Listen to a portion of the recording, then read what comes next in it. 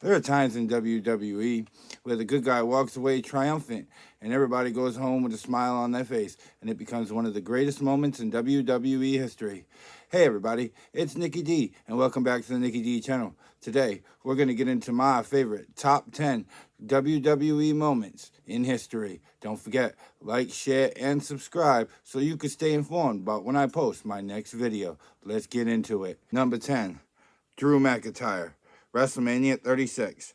After winning the 2020 Royal Rumble by eliminating Roman Reigns, Drew McIntyre went on to face Brock Lesnar at WrestleMania 36. He defeated Lesnar in under 5 minutes. There was Claymore kicks and F5s everywhere in this match. It was almost like everybody had their finisher on Unlimited. But Drew McIntyre, after hitting his 4th Claymore kick on Brock Lesnar, ended up getting the pinfall and getting the 1-2-3. Right after WrestleMania 36 went off the air, Big Show came out, and Drew McIntyre accepted a WWE Championship challenge right then and there, as Drew McIntyre successfully defended the title by defeating the Big Show on an off-air match in 2 matches in one night. Number 9. The Undertaker versus AJ Styles Boneyard match, WrestleMania 36.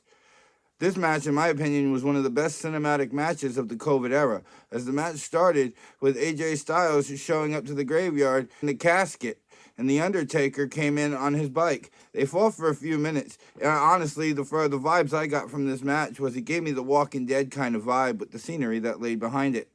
About 10-15 minutes into the match, Luke Gallows and Carl Anderson of the OC interfered, but Taker had no problem taking him out, and then chokeslammed AJ Styles off the roof. And later on in the match, they kept fighting. AJ was about to win. Taker appeared like he was in the casket. AJ Styles went up into the tractor to lay the dirt down. Taker did his magic.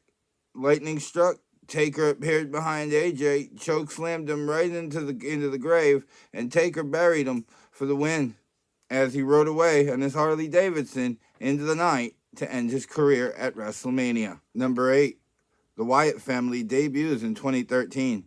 Kane was standing in the ring, and then Bray Wyatt appeared on the big screen, mumbling his usual talk, which actually I love Bray Wyatt, so it all made sense to me, and he ended up saying he was here. The Wyatt family arrived. Harper and Rowan came into the ring and jumped Kane, dragged him to the outside of the ring, and then put his body against the side of the steel steps with his head on the top. They took the top of the steel steps and they drove it right into Kane's head, proving that they've arrived. Once they were done with that, Bray Wyatt fell to his knees with his arms sprawled out, laughing. And that was the Wyatt family debut in 2013. Number 7. Braun Strowman versus Roman Reigns at Great Balls of Fire. This match was an ambulance match, and Braun Strowman was coming into this match as the unstoppable monster. Roman Reigns put him on the shelf what we thought was going to be 8 months. He ended up returning in 6 weeks. Roman Reigns was terrified of him, and Reigns was flat out dominated by Strowman week after week after week going into this match. The match started with Strowman and Reigns fighting in the ring for a few minutes. Strowman manhandled Roman Reigns throughout majority of this match. Roman Reigns got his little bits of offense in, but the pictures, they don't tell the story. Braun Strowman was mainly in control of this match. Braun Strowman manhandled Roman up the stage, and then Roman Reigns tried to drive Strowman through the LED board at the top of the ramp, but Strowman reversed it, and Strowman was going for a running power slam, and Roman reversed that, and Roman pushed Strowman through the LED board, and Strowman went through the LED board. There was explosions everywhere, and Strowman almost immediately got back up. Strowman ended up throwing Roman Reigns off the stage into the ambulance at one point, but Roman Reigns went for a spear on Strowman. Roman missed, flew into the ambulance. Strowman shut the doors and won the match. But what happened after that is what puts this moment on the list. After the match, Roman Reigns jumped out of the ambulance, speared Strowman from out of the ambulance, threw Strowman in the ambulance, got in the driver's seat, left the arena, parked the car, reversed it, and at full speed backed it right into the tractor of an 18-wheeler as the back of the ambulance imploded. They brought the jaws of life in They got Strowman out, who crawled out bloody everywhere. It took him a couple of times to get back to his feet, but he refused medical attention and walked off. Number 6, Daniel Bryant, WrestleMania 30. WrestleMania 30 had Daniel Bryant versus Triple H, and the winner of that match got into the World Heavyweight Championship match in the main event, which featured Randy Orton versus Batista. That will turn into a triple threat match. Bryant defeated Triple H in about 15 minutes and in a back-and-forth affair that saw Daniel Bryant go into the main event against Orton and Batista later that night. Orton and Batista were not very happy that their match just got turned into a triple threat match, so they teamed up on Daniel Bryan early, with Batista putting Daniel Bryan in position with the Batista bomb through the announce table, but when he executed, Randy Orton hit an RKO on Daniel Bryan that really drove Daniel Bryan through the announce table and out of the match. Orton and Batista fought. A few minutes later, Daniel Bryan recovered. Daniel Bryan came back with yes kicks to Orton and Batista, and he put Batista in the yes lock submission. Batista tapped out, and Daniel Bryan became the new World Heavyweight Champion at WrestleMania 30. This match was coined as the Miracle on Bourbon Street, and Daniel Bryan proved that he can rise above and become an A-plus player. In at number 5. The Wyatt Family versus the New Day at the Wyatt Family compound. The New Day was bragging for the last few weeks in 2014 about how they could take out the Wyatt Family. So Bray Wyatt challenged the New Day to a 6-man tag, anything goes, at the Wyatt Family compound. Kofi Kingston quickly laughed it off and accepted it for the New Day, with Xavier Woods in fear. Xavier Woods knew a lot more about the Wyatt family than the New Day did. When the New Day arrived to the Wyatt family compound, the match was on. There was brawls everywhere. Big E was put through the windshield of a car. Bray Wyatt almost took Xavier's head off with an axe as Xavier Woods hid behind a tree. Bray Wyatt then found him, beat him down, knocked him out. The brawl continued with Rowan, Strowman, and Wyatt beating down on the New Day.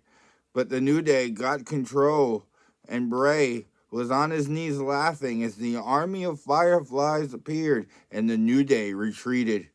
One of the airiest and scariest matches. I really feel like this match in particular is what gave birth to cinematic matches that we got during the COVID era. Number 4, Bray Wyatt, Elimination Chamber 2017. John Cena was going into this match as the champion, and it was in a 6-man Elimination Chamber match for the WWE Championship, with champion John Cena defending against Bray Wyatt, Dean Ambrose, Baron Corbin, The Miz, and AJ Styles. 2 men would start in the match, and 4 men would be locked in each of their own pods in each separate corner of the ring. Every few minutes, one pod would open until all 6 men were in the match. Once all 6 men were in the match, you could win the match via pinfall submission. You lose, you're eliminated. Last man standing wins the match. John Cena went in as champion. Cena and Styles started the match. Dean Ambrose came out 3rd in the match, turning it into a triple threat match. Then Bray Wyatt came out 4th, making it a fatal 4-way. And then a few minutes later, Baron Corbin came out 5th, and The Miz came out last. Right as The Miz came out, Dean Ambrose eliminated Baron Corbin. After that, The Miz took out Dean Ambrose, and John Cena quickly took out The Miz. It was mainly down to John Cena, Bray Wyatt, and AJ Styles, and these 3 put on a clinic for a few minutes. At one point, John Cena dove up the top of one of the pods, taking out both Styles and Wyatt in the process. Bray Wyatt, though, eliminated John Cena. At that moment, we knew that we were going to have a new WWE champion, as the match was down to Bray Wyatt and AJ Styles.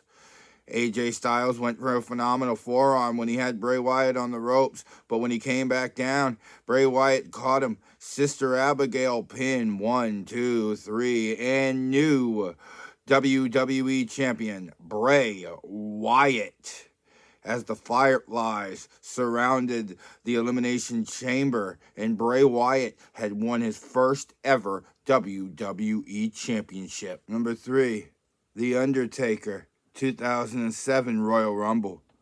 2007 Royal Rumble was honestly one of my favorite Royal Rumbles. The Final Four was down to Randy Orton, Edge, HBK, and Taker.